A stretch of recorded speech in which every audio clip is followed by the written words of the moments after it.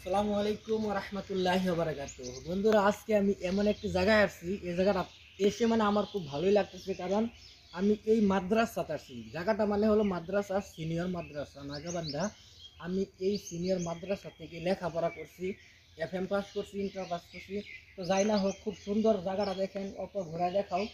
খুব সুন্দর ক্লাসরুম আছে, কী কী আছে আমি আপনাদেরকে অল্প দৃশ্যটা দেখাবো।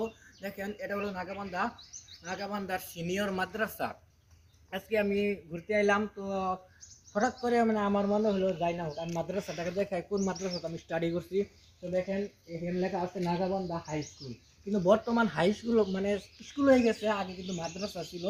মানে আপনার মাদ্রাসা স্কুল দুইটা শিক্ষা এখানে দেওয়া হতো। তো আসেন, আমি কোন রুমে পড়ছিলাম দেখাই।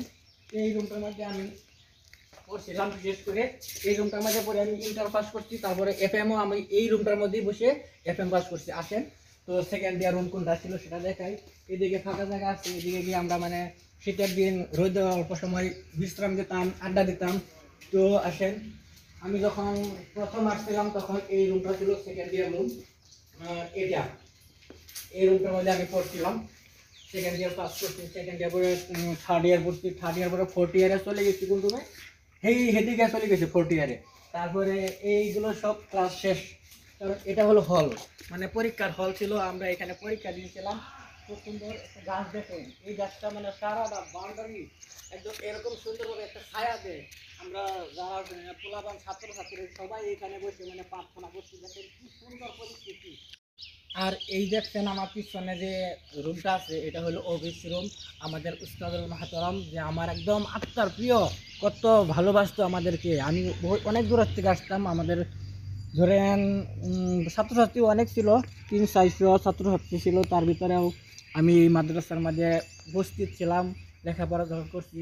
শিক্ষক বাইদুয়া ছিল, তো আমাকে অনেক আদর যত্ন মানে খুব ভালোবাসতো। কারণ আমি অনেক দূর থেকে আসতাম, প্রায় 15 কিলোমিটার পার হয়ে আমি সাইকেল দিয়ে দিয়ে আসতাম এই মাদ্রাসায়। বাড়িটা কোন জায়গা ছিল আপনাদের? আমার ঘর তরাজান, কলমবাড়ি তরাজান ছিল, কিন্তু আমি এই সাইকেল নিয়ে প্রায় 15 কিলোমিটার দূরে আমি ডেলি প্রায় মিস নাই সপ্তাহের মধ্যে মানে আসি। হয়তো শুক্রবারে বন্ধ ছিল, এখন বর্তমান নিয়মটা বদলাই দিছে, কারণ সরকারি হয়ে গেছে। তাই রোববারে বন্ধ দিছে, রবিবারে বন্ধ হন বর্তমান। আগে শুক্রবার বন্ধ ছিল, কারণ মাদ্রাসা ছিল, এখন তো মাদ্রাসা না, স্কুল।